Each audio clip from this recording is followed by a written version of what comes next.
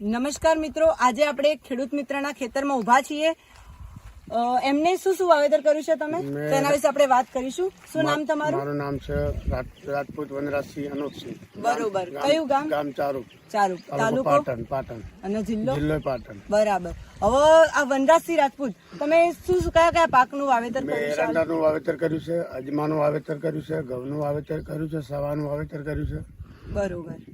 હવે તમે જે આપણી પ્રોડક્ટ વાપરી છે, બરાબર, તમને રિઝલ્ટ મળ્યું છે, તો કયા પાકમાં તમે રિઝલ્ટ લીધું છે? બધા પાકમાં રિઝલ્ટ સારામાં સારું છે.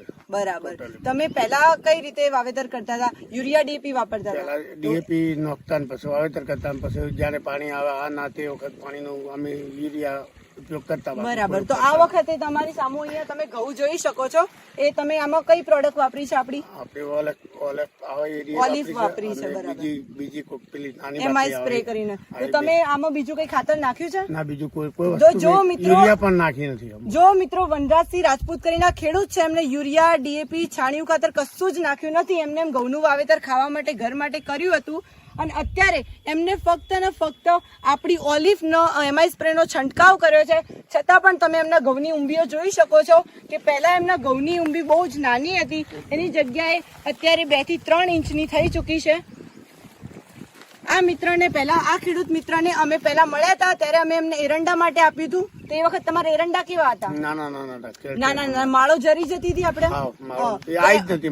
બરોબર. તો આપણું જે એમાં તમે ઓલિવ એમઆઈ સ્પ્રે અને ગ્રો મેજિક નો છંટકાવ કર્યો પછી તમે એરંડાના કેટલા ઉતાર લીધા છે અને કેવું રિઝલ્ટ રહ્યું છે? 2 ઉતારા ને 2 હજી ઉતારવાના બાકી છે. પછી કેટલા થાય નક્કી નહીં. પછી એરંડા થશે જમીન કરતા એના કરતા સારામાં સારા થશે. દર વખત તમે જે પાકનું ઉત્પાદન કરો છો નહોતું થતું. આનું તો બહુ ઉપયોગ સારો છે. બરાબર. તમે તો પાયામાંથી આપણું વાપર્યું પણ નથી, તો તમે શું માનો છો? શું પાયામાંથી આપણી ટ્રીટમેન્ટ કરવી જોઈએ? પાયામાંથી કરવી પણ સરસ થાય એમ. જો પાયામાંથી તમે કરી હોત તો અત્યારે તમને જે રિઝલ્ટ મળ્યું છે એનાથી ડબલ રિઝલ્ટ મળી શકત. દોઢું ઉત્પાદન થઈ શકે.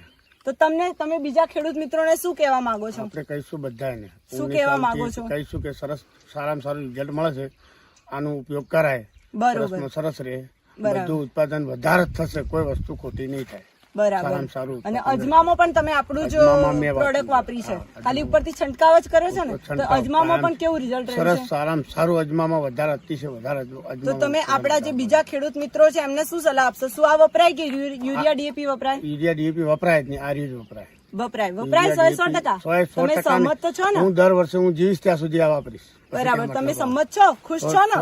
રિઝલ્ટ એકદમ સરસ. શરૂઆતી પાયાથી આપણી પ્રોડક્ટ વાપરશો દરેક પાકમાં? પાયાથી જ નાખશું. હવેથી શરૂઆત કરશું પાયાથી. આ તો વચમાંથી જ તમે આવી ગયા, પાછળ આવી ગયા પહેલાથી તો પહેલા શરૂઆતથી જ હું આનો ઉપયોગ કરું સારા, અને આના કરતા સારું ઉત્પાદન થાય. બરોબર. જો મિત્રો, આ વનરાજસિંહ રાજપૂત જેમને અમે વચ્ચેથી મળ્યા હતા, જેમનું વાવેતર થઈ ચુક્યું હતું, એમને તો ખાલી આપણી પ્રોડક્ટનો એમઆઈ સ્પ્રે, ગ્રો મેજિક અને ઓલિવ, આ 3 પ્રોડક્ટનો એરંડા, અજમો અને ઘઉંમાં ખાલી છંટકાવ જ કર્યો છે, પાયામાંથી નાખ્યું પણ નથી. તો પણ એમને એટલું સરસ રિઝલ્ટ મળ્યું છે કે ખેડૂત મિત્રો ખૂબ ખુશ છે અને બધાને એ જ કહે છે કે આપણી પ્રોડક્ટ જો પાયાથી વાપરી હોત તો આનાથી પણ વધારે ડબલ 3 ગણું રિઝલ્ટ લઈ શકાત.